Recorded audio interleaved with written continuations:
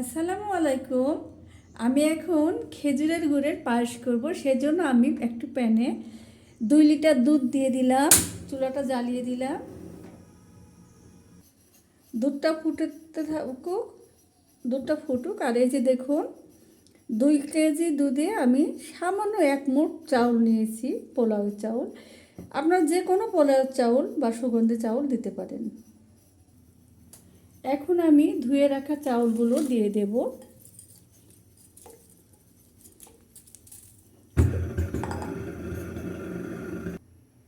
এখন কিছুটা তেজপাতা, দারুচিনি, এলাচ দিয়ে দেব।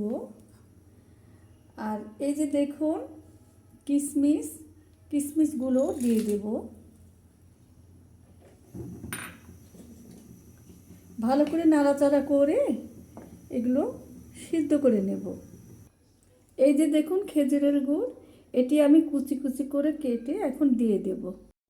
চাউলগুলো ভালো করে সিদ্ধ হয়ে গেলে এখন আমি খেজুরের গুড়গুলো দিয়ে দেব। তারপর ভালো করে নাড়াচাড়া করে নেব। এই তো হয়ে গেল আমার পায়েস খেজুরের গুড়ের। সবাই ভালো থাকুন, সুস্থ থাকুন, নিরাপদে থাকুন। আল্লাহ হাফেজ।